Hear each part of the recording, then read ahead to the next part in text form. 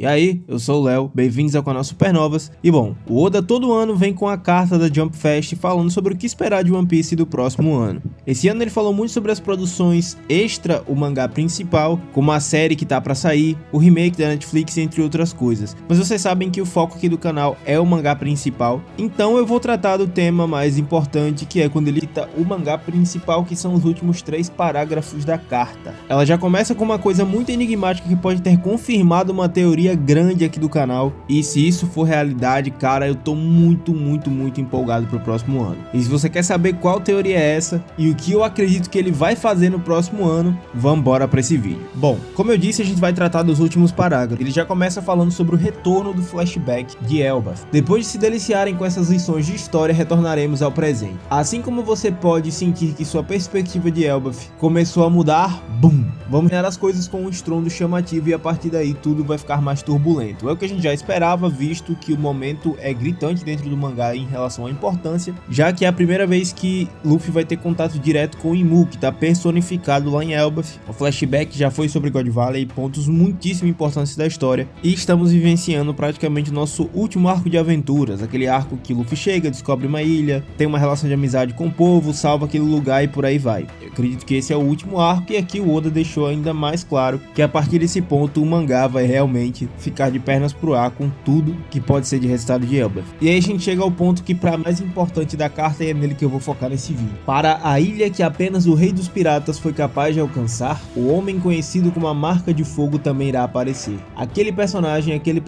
que nunca se encontraram, finalmente se encontrarão. E aquele personagem e o tal outro, eles também vão se encontrar. O próximo ano seria então um festival de encontros? No fim ele fala sobre sua saúde e sobre como ele quer acelerar um pouco as coisas, o que é muito preocupante relacionado ao Oda, porque ele já não é mais um garoto como era antigamente. A gente sabe que o calendário da Jump é uma loucura, muitos dos autores se prejudicam e prejudicam a própria saúde para cumpri-lo. A gente tem o Togashi, como por exemplo Hunter x Hunter, o final de Bleach foi muito prejudicado por isso, o final de Naruto e tantos outros. Enfim, falando o que é importante da carta agora, que pra mim é esse penúltimo parágrafo sobre a ilha que só o Roger foi capaz de alcançar. Eu quero falar sobre isso primeiro, pela importância que pode ter pro nosso canal e pra história de One Piece relacionada a uma teoria que é uma das primeiras a alcançar muita gente aqui no YouTube, no nosso canal, e que é a minha teoria pessoal mais antiga. Antes mesmo de sonhar em ter um canal no YouTube, eu já escrevi essa teoria quando eu lia o mangá. Se eu não me engano, a gente ainda tava saindo de Dressrosa, e eu mandei essa teoria para muitos dos youtubers aqui da comunidade pra ver se eles faziam um vídeo sobre ela, e bom, acabou que eu tive que fazer meu próprio canal para levar ela para mais gente. Olha só onde eu vim parar, né? Mas enfim, a ilha que apenas o Roger foi capaz de alcançar. Bom, vamos lá. A gente tem duas possibilidades aqui. Seria Laugh Tale, mas ainda pode ser Roadstar. Isso porque é uma ilha que só o Roger alcançou de acordo com ele naquele ponto da sua vida. E eu fico me perguntando qual a importância dessa ilha, qual a dificuldade para chegar nela, já que nenhum pirata teria alcançado ela antes. Essa pode ser uma ilha no mundo de One Piece que funciona como Skypiea, por exemplo, que é muito difícil de ser alcançada, em que algum povo muito específico vive nela fechado, ou pode ser até uma ilha inabitada. A gente não sabe ainda muito o que aguardar dessa ilha, eu não quero entrar muito nesses detalhes, mas a segunda possibilidade também é Laugh Tale. Isso porque também é o único lugar onde só o Rei dos Piratas foi capaz de alcançar. E por que é minha aposta e por que eu falei na teoria aqui do canal? A teoria que eu trouxe aqui no canal é a teoria dos arcos, ela também aparece no vídeo do Eiichiro Oda, não pode ver, e eu ainda pretendo fazer um remake mais detalhado dela, mas enfim. Essa teoria consiste no seguinte: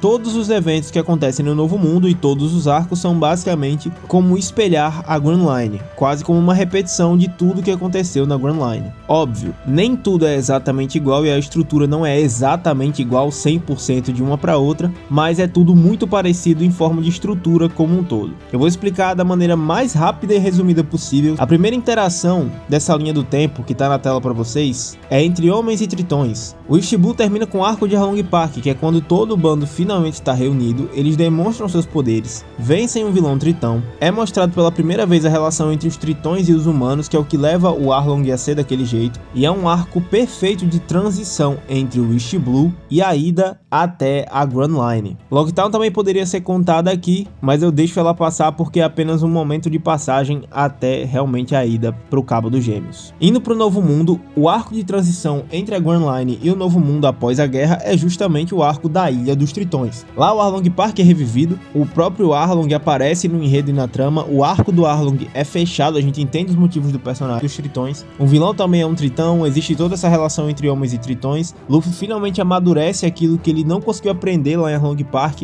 e tem aquela cena linda entre ele e o Jinbe.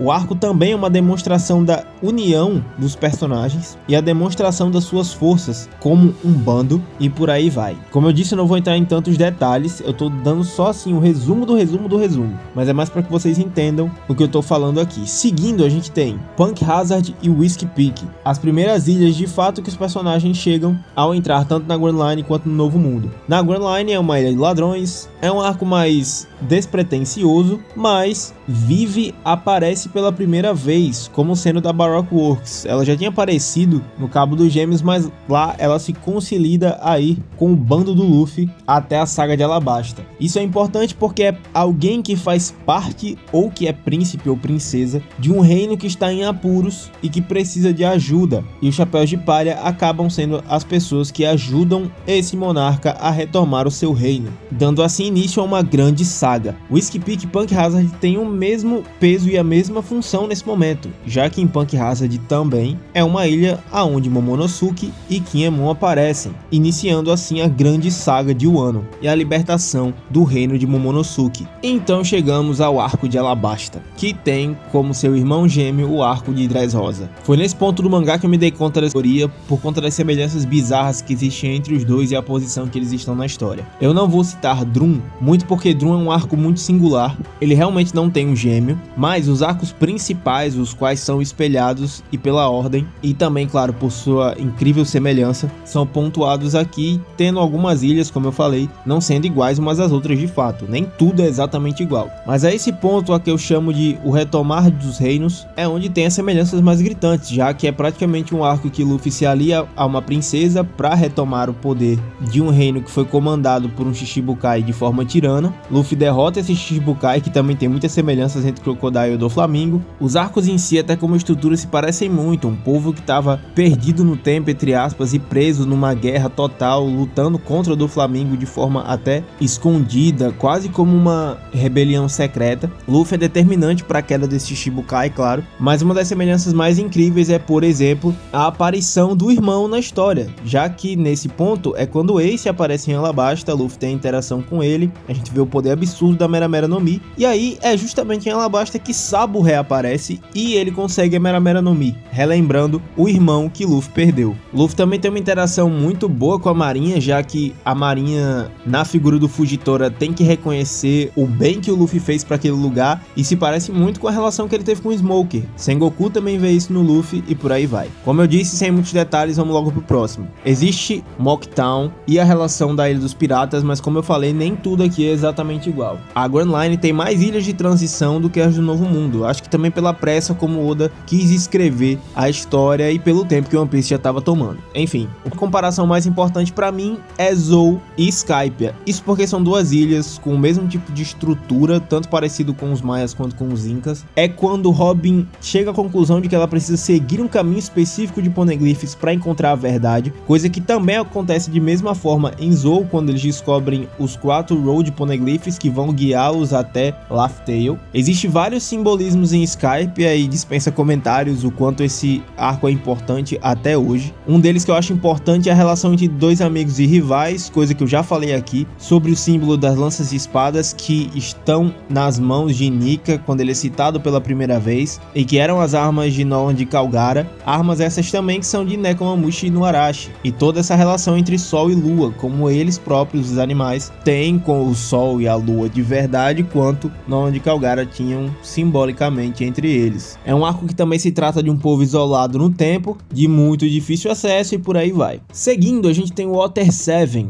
Water 7, que seria o arco de Holy Cake. Eu vou citar aqui os principais pontos, mas para aí um segundo e pensa um pouco sobre Holy Cake e Water 7. Se quiser pode pausar o vídeo, pensa aí um instante, o quão se parecem os dois arcos. Bom, como eu vou falar aqui, Water 7 é um arco em que a Robin acaba tendo que trair, entre aspas, os Chapéus de Palha para poder salvá-los de um perigo que era muito maior do que eles poderiam enfrentar. É um arco em que o Luffy tem uma briga dentro da tripulação, ele precisa lutar com o Sop, na verdade ele escolhe lutar com o Sop, tem uma briga muito dramática entre eles e alguém do bando que os trai, entre aspas, e precisa ser salvo de um poder que era inimaginável o Luffy vencer naquele ponto. O Luffy consegue esse feito, liberta a Robin dela mesma, naquela cena épica em que ele diz pra ela dizer que quer viver, trazem sua companheira de volta, fazem as pazes e seguem viagem. E aí, a gente comparando com Whole Cake é praticamente a mesma coisa. Sanji se entrega e trai o chapéu de palha, entre aspas, para Big Mom para poder participar do casamento. Ele sabia que ele não podia voltar e que tentar negar colocaria em risco a vida de seus amigos. Ele vai até lá, Luffy tenta buscá-lo, eles brigam assim como o Luffy e o Sop brigaram, só que o Luffy, agora com uma maturidade muito maior do que aquela época, escolhe não reagir. Ele apenas deixa com que Sanji bata, porque ele sabia que os golpes que o Sanji estava desferindo doíam muito mais nele do que no Luffy.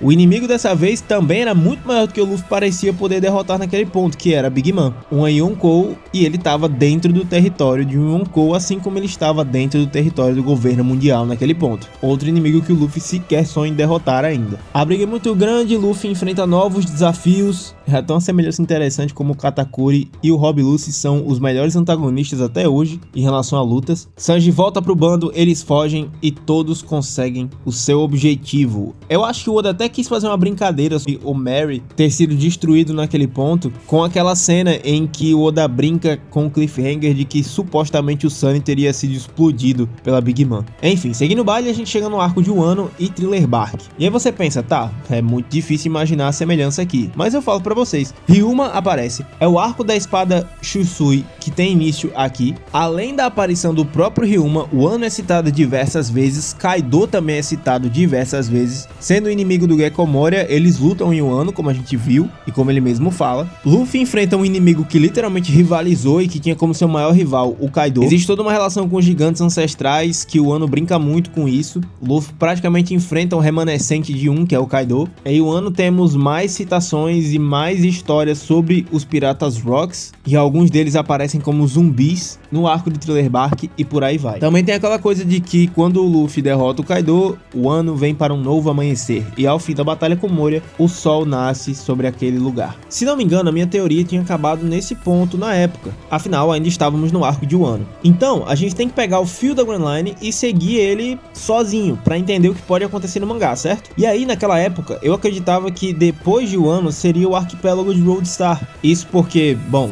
o Luffy vai para o arquipélago de Sabaody e existem muitas relações históricas ali que poderiam reforçar isso. Afinal, era a última ilha antes da Red Line, antes deles passarem pelo arco da Ilha dos Tritões. Acontece que eu errei.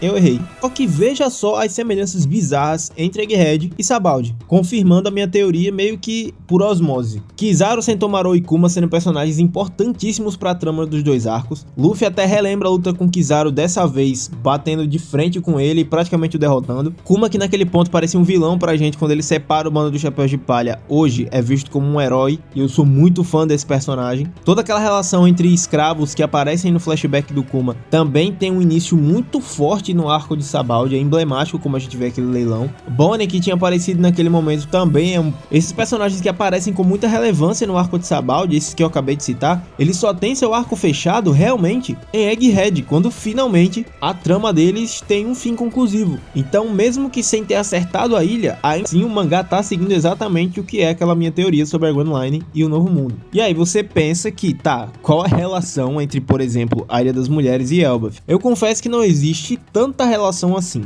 mas é a segunda vez em que o Haki do Rei aparece, só que dessa vez o Haki do Rei é usado de forma muito mais direta. Luffy de frente com Boa Hancock. Haki do Rei que vai ser uma arma importantíssima no arco de Elbaf até a sua conclusão, anotem minhas palavras. São povos que estão isolados, compostos por um tipo de pessoa só, ou raça se você preferir, no caso gigantes vivendo praticamente isolados no seu reino fechado, sendo a Ilha das Mulheres também assim, e lá também só nascem mulheres, nenhum homem pode entrar ali. Os gigantes até interagem com humanos, mas é com muitas ressalvas. Os dois lugares parecem ser lugares muito mais antigos do que aparentam. A estrutura dos dois é próxima em relação aos povos com quais eles fazem referência. E existe toda aquela mística sobre a Serpente Vermelha, que é o tema principal da Ilha das Mulheres e que é a maior lenda do arco de Elbaf até o momento. Coisa que também vai aparecer lá no mural. E aí, qual é o ponto cerne da minha teoria pra gente finalmente chegar à carta do Oda? Depois da Ilha das Mulheres, a gente tem Impel Down. Beleza, Léo, no Novo Mundo, que lugar seria esse então? Já que é o próximo arco, entre aspas. Laugh Tale. Isso mesmo, Laugh Tale. A minha aposta é que da tal ilha que somente o Roger chegou, pode ser Laugh Tale sim. E aqui tem uma explicação a mais por trás disso. É em Impel Down que hoje sabemos que houve a primeira menção a Nika, que Ruzu ouviu e que é quando essa lenda vem pra nós. A origem dela é de dentro de Impel Down. Os homens que falaram isso sumiram. Impel Down tem a referência mais clara à estrutura do mundo de One Piece. Isso porque o Oda, se você já viu vídeos aqui do canal, sabe que eu tenho uma grande teoria de que ele se inspirou no mundo de Dante. A montanha reversa é uma montanha que te leva ao paraíso, que é a Grand Line. Existe um monte purgatório no mundo de Dante que te leva até o paraíso. Existe uma grande faixa de mar no mundo de Dante também. E o mapa muito se assemelha ao mapa mundi de One Piece. É muito parecido. Se a gente pega o caminho do inferno de uma ponta a outra, se parece muito com o que seria em teoria a Red Line ou a Grand Line. E o arco de Impel Down faz referência diretamente ao inferno de Dante. O inferno de Dante tem diversos níveis e cada nível dele tem uma maldição, uma punição muito pior do que a outra. Bom, eu acabei de descrever o que é a prisão de Impel Down. O próprio Bug explica isso, e o capítulo em que ele tem essa explicação e que ele fala o que é a prisão de Impel Down tem um jogo de números muito interessante. O nome do capítulo é 527 e no capítulo 275 temos o capítulo A Divina Comédia. Eu não sei se era intencional por parte do Oda, pode ter sido coincidência, mas se for uma coincidência, meu amigo, mais uma vez é aquela cara do Kinemon. A minha aposta é que isso seja Laugh Tale, é porque eu acredito que Laugh Tale é o ponto final da jornada do nosso Dante, que é o Luffy, o centro da Terra. Eu acredito que Laugh Tale tá no centro da Terra, é a minha maior teoria aqui, por conta da relação entre homens, anjos e demônios do mangá de One Piece, e que os D são chamados de demônios, e que os verdadeiros demônios tomaram o poder, que estão lá em Mary Joyce, e os anjos hoje, enfim, vocês sabem toda essa referência e simbologia que o Oda usa, enfim, e isso me faria e me traria a ideia de que os únicos dois contos que faltam o Oda referenciar no mangá de One Piece é a viagem ao centro da Terra, que eu não sei como ele não fez isso ainda, e de fato dar nome aos bois e colocar a Divina Comédia como sua referência principal da estrutura do seu mundo. É em Impel Down também que temos o emblemático encontro entre Luffy e Barba Negra. Pode ser um dos encontros que o Oda tá falando aqui, visto que muita gente acredita que Barba Negra vai lutar diretamente pelo trono de Rei dos Piratas, ou seja, encontrar os 4 Poneglyphs ou tentar roubar os 4 Poneglyphs do Luffy. Luffy agora tem 3, arriscando pegar o 4, que pode ser que esteja em Elbaf. Barba Negra vai atrás dele para pegar o caminho mais fácil, que é derrotar o Luffy, pegar os caminhos dos Poneglyphs e ir para a ilha final, o que levaria ao encontro deles, a batalha antes da conclusão do arco, antes de Luffy ir em Impel Down olha aí, confundindo, ó, antes de ir para Laugh Tale de fato. Seria um encontro sensacional. Um dos encontros também seria Barba Negra e Shanks antes do Luffy encontrá-lo de fato. Enfim, é a minha aposta, mas pode sim, ainda nessa estrutura do encontro entre Luffy e Barba Negra, ser Roadstar. Afinal, os dois podem ser que cheguem juntos em Roadstar para tomar o 4º Road Poneglyph. Eu acredito que esse Poneglyph pode estar escondido lá, muito porque Roger chega a essa ilha e é nessa ilha que ele se dá conta de que não era a última e que faltava algo. O que levou o Roger a isso? Pode ser que o Poneglyph que está lá tenha levado ele a essa conclusão, sendo esse o primeiro Road Poneglyph que ele tenha conseguido. Vamos colocar nesses termos. E aí Luffy e Barba Negra lutariam diretamente pela última pedra que levaria eles ao trono de Rei dos Piratas. Loucura, né? Sobre os outros encontros, eu acredito muito que possam ser encontros pontuais, como Imu e Dragon, ou Shanks e Barba Negra, como já citei. E por fim, o Homem da Cicatriz de Queimadura. Esse é um ponto que eu vou deixar para o próximo vídeo. Eu não vou falar sobre isso aqui,